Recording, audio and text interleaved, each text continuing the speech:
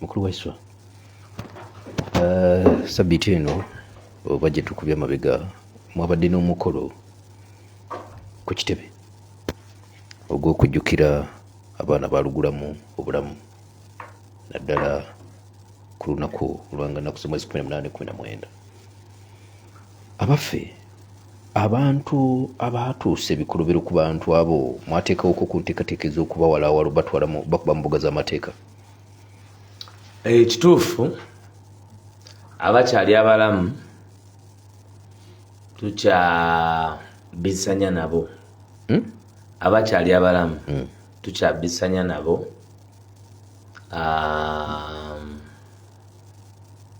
abalala Mukama yabajjulula naye nga njagala bannayuganda bamanye nti atandikirwako ye commander in chief okuwawabirwa.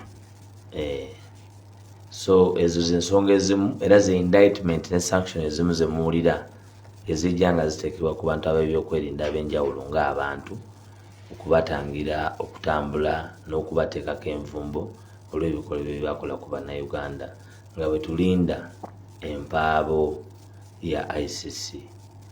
Mwawaabawa atwawa beheege twawa beheege omusango wa ICC ebyaliwo November 18 munange tebisobola kugenda bwe bityo.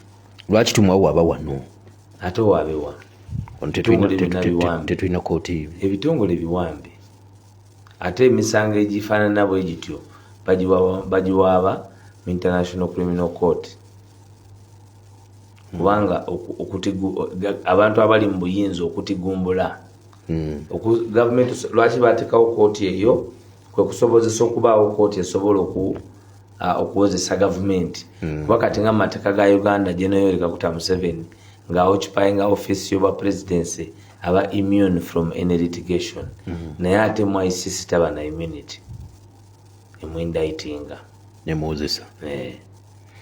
Okay, eyo naye ensonga nyongedde okugiraba nga tukyali era mu buufu obwefaananyirizibwako bwe butyo. Tujjukira President wa NUP Robert Kyagulanyi Ssentamu bwe yali ava ewa munnamateeka we George Musisi alina ebifaananyi bye yatulaga oluvannyuma lw'enjege eyamutuukako natulaga nti waliwo ekiddako ku bantu abo mutuuseewa ku ekyo. Ekisooka mu nkola y'olutalo kwe kulaga abalwanyi baani abo abaagala obatuusaako obulabe, ekyo kikulu. Ne society they call it revolutionary suspect identification okumanya omuntu oyo ayinza okutuusa obulabe kwabo abali mu lutabalo lw'okwenunula nga baoccupying offices ez'enjawulo. Oluusi baba n'abasiviliani nga bantu wangala nabo naye ng'ebikolwa byabwe byonna bitunuulidde kiri.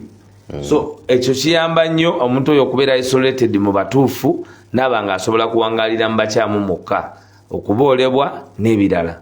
Naye emisango nga bwe nagamba nti emisango bw'ogiwaba mu courts ez'enjawulo process etandika na investigation gitwala obudde.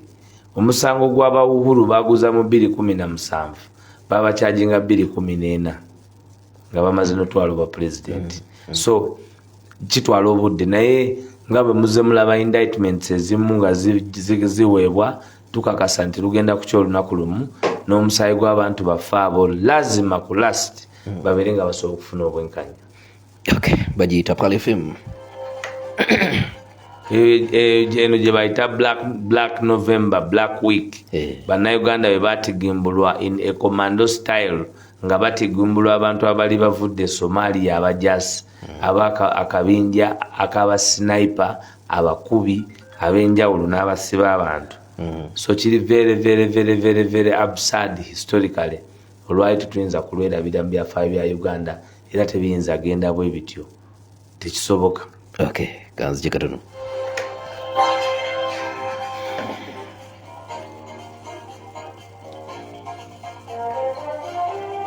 Nina kyenjagala okubuuza gundi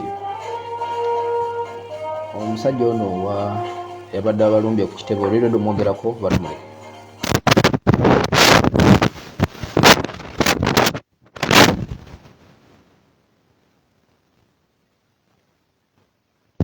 17 kawumuza mwenda ekkula eri omuntu obulijjo kkiriza nkujjukize Buddha Events and Property Management bategeeza ba landiroodi mwenna temuddamu kukaaba yadde okulaajana mubakwasa amayumba gammwe bagasolooze n'oluvannyuma bakwasa akasente kammwe akaawamu ewatali kwekwasa nsonga yonna.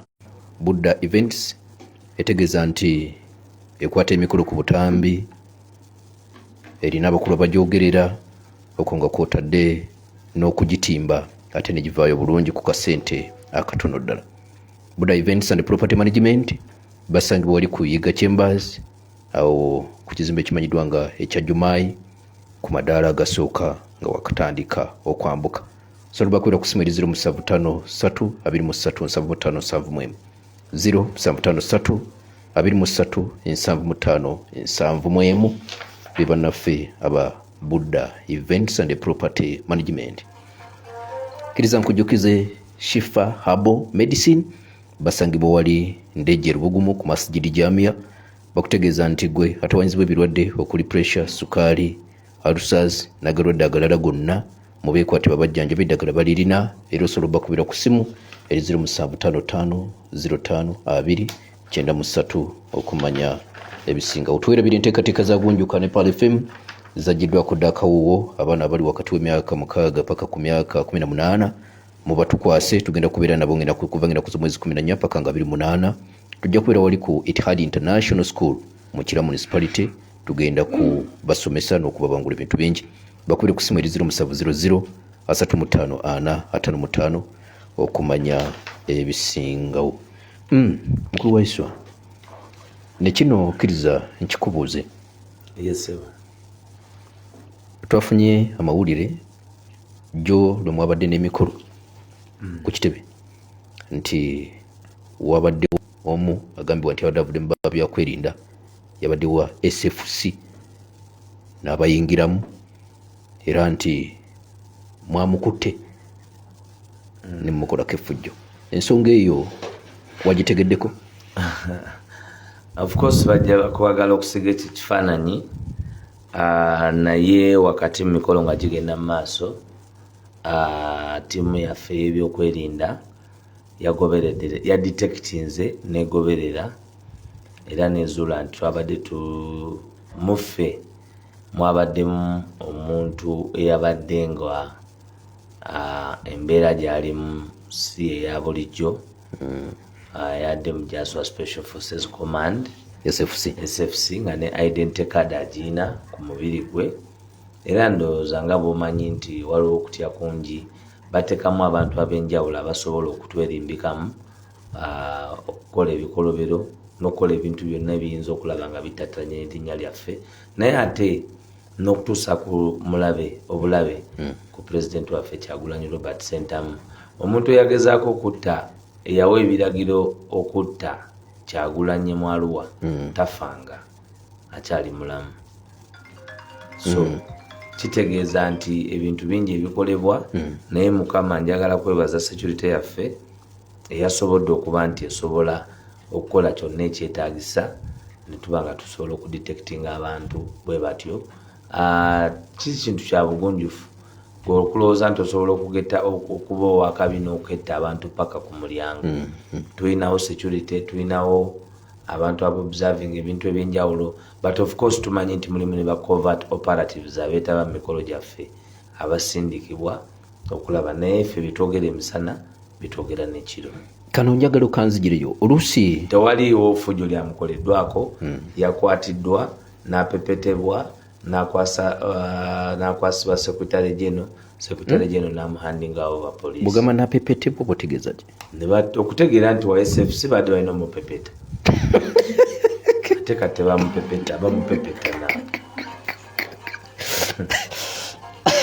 bagiyita Pal FM 10 baba balina omukuba saaki okulaba oba amalayo kayondo. Okay, bagiyita olulimi lwa street oluusi ogira n'oyitawo kansubire tolowoozezza birala naye ate gundi SFC ebitongole byokwerinda byavuddeyo ne byegana nti tebadde musajja waabwe. bamutwale mu kooti nti si waabwe bamuvunaana okwerimbika nti waabwe tukakase. Lira ekifaananyi ky'emajjagalyo nzigiriyo yabadde atudde ne wali abakungu oba yabadde atudde ne ewali abantu babulijjo?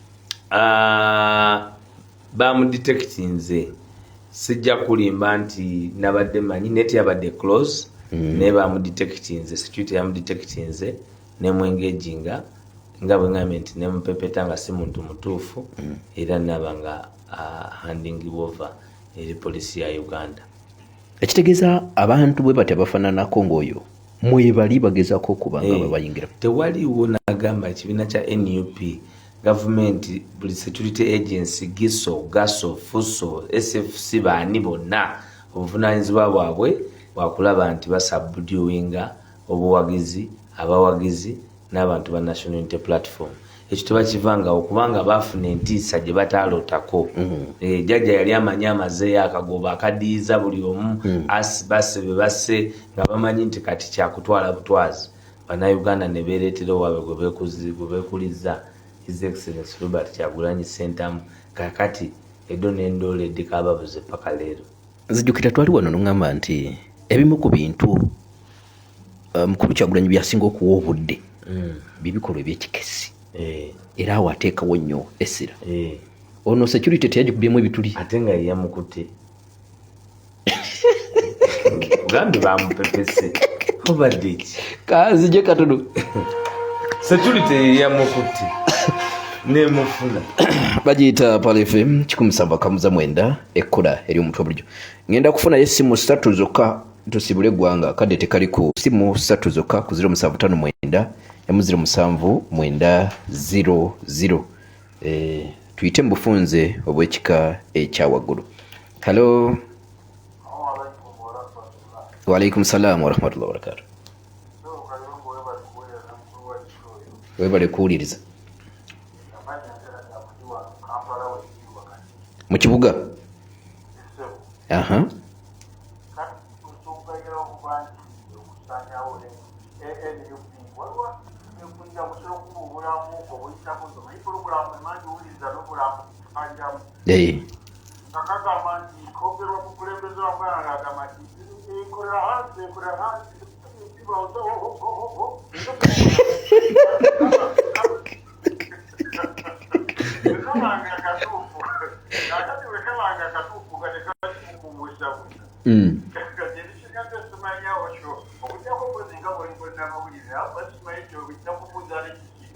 Lindako ogambye kagamba katya?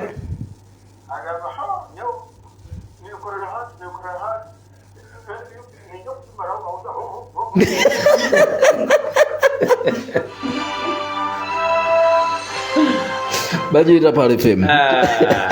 Jjajja yandirese bannayuganda ne bafuna ku ssanyu. Jjajja wandirese bannayuganda byonna obibakoze. Owulidde omusajja bwe yalwana okugegenya akalanga nti ndi omuhoro. Kale kanfune wano enfemba yondooza tusibule eggwanga. Halo sebo. Waalaikum salaam warahmatullah. Yongeza ku ddoboozi nkufune bulungi.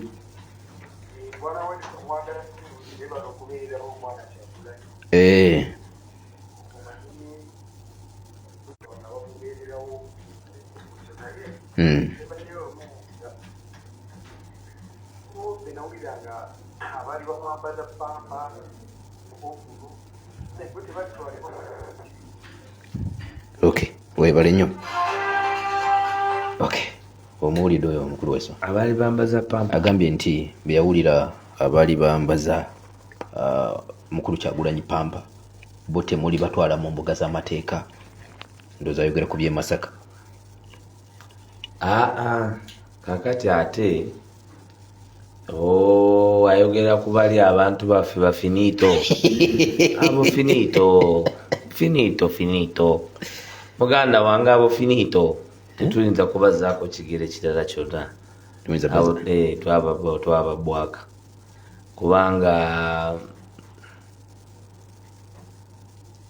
waliwo omuntu mu lutalo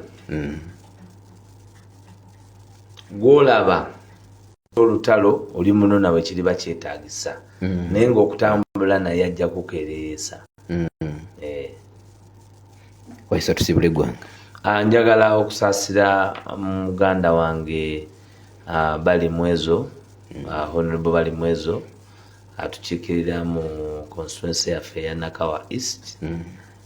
Kitalo nnyo kitalo ddala ne Sebwana ne taata waffe Mzee Nsubuga enakiwo ku ntebe bafiiriddwa muganda waabwe abadde omuwagizi wa National Unity Platform Mayinja. Kitalo nnyo kitalo ddala alese abaana tubaddeyo mu kumuziika era ne twogeraganya ku nsonga nnyingi. Mukama nsaasidde ne nsinkana mukulu wange Mbwate Kamwa. Omanyi Mbwate Kamwa oyo y'omu ku babaka ba paalamenti. Nze ntera ndwawo nnyo okufuna omukisa okubeerako wendagane maama w'abaana.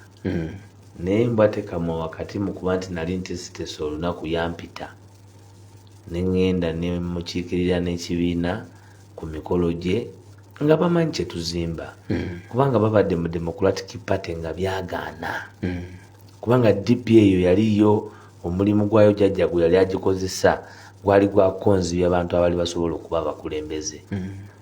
Kati Mbwate Kamwa bangi si bokka oyinza okutuba oba oli awo nange mwennyini okwebaliramu kuba nzize nvuganya ku tiketi ya Democratic Party. So waliwo eyo system nojja n'ofuna omwagalwa w'abangi n'akuwandako eddusu n'akukolera byonna byakoledde nojja mu paalamenti ate n'otandika okumufumita ebiso.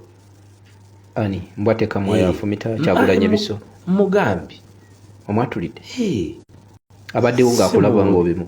Ate ffe munnange tukole tutya twayambala guli ogw'okumuggyako n'okugamba bannaffe abali abagezaako okumuyambako kuba nagaye ne kumwanyi yalya ewa. Tomanyi nti kumwanyi eri ababaka abalya ewa. Omu bamuwa diplomatic note n'agenda n'abreakinga barriers n'afuna stamp gye baali bamumye n'ayingira eri. Kati bw'ayingira eri agenda mu lukiiko ayimirira atandika okweyanjula tebamusuubira ye yasanga conference n'agigwamu n'owa kamera. Naye baana Uganda bali ebulayi abamu bavumu. Kati oyo munegadu wa kamera yali ayingira bayingira buyingizi conference teri amumanyi bali ku nsonga ndala yayagala bamukwate nti aweereze eno nti ali eri mu nkiiko. Oh my God, he was embarrassed. Olukiiko lwe bagenda mu nsiro lubaalire n'okugendamu. He was embarrassed. Kyoba omanya yali embarrassed finito. Yali embarrassed ayogera amanya mangi tebamumanyi ekitibwa kyayinza okwewa kyekyo kye twamuwa ate abagamba nti emyezi 9 bamugoba ate abazungu bo bakunyigamu wano. Kati oli yali akubiriza bwe yanyigamu nga finito n'amugamba bla bla bla oli mugobe wa dozi kwati tula. Kati ngamba omusajja ono ekimuswaza mu bantu omuzungu anyigamu ku simu talinga jjajja wange eri ebusiro tanigamu naye omuzungu ojjaba oti nti gwani nti finito ng'anyigamu ng'akebera nga bayiwa ti ono yatwala 5 ono yenyigira mu byemwanyi kasaawa zina ali mu ewa eri batwala mwanyi azanya nabali omuzungu akubako n'obusungu era yamusirisa tula twala eri obubbi tetusobola kubanga tugaziwa okusingako wano. Saagala tumenyeke n'abantu banjawulo naye leero njagala just kutumirayo omuntu omu nga ye muganda wange Eddie Kigere Serunjoji. Kutumidde nnyo wetwe twazirunda omanyi mu kibuga mulimu abantu bawangala nabo Eddie Kigere. Eddie Kigere. Kati osaze okutumira Serunjoji. Osaze okutumira Eddie Kigere. Gatirako Katende. Ne Eddie Mutwe. Eddie Mutwe ate bogo. Ne Jonah wali omusajja wange nno bamuyita Kalema. Kalema nkutumidde nnyo bamuyita Kalema be bamu ku bantu abatandika ne Ghetto TV naga nti lwe ndituka okunyumya. Ghetto TV erimu enkizo. Erimu enkizo. Ate yesirwa Ghetto TV nzo okuba wano. Erimu enkizo. Ghetto TV eyo just nti jono yo naye nga no problem. Salamu alaikum. Alaikum salam wa rahmatullahi. Ne Bobby Giant yo wabagambye abantu nti andi ku kiddo. Oyo mumanya bawo. Namuyise ambere kumpi. Andi kumpi Bobby Giant. Tubatumidde nnyo abantu be Busoga. Wassalamu alaikum wa rahmatullahi wa barakatuh. Wa alaikum salam wa rahmatullahi wa barakatuh. Tusula kubanga tugaziwa okusinga kwano. Program namwatulira wetambudde nze Kayongo.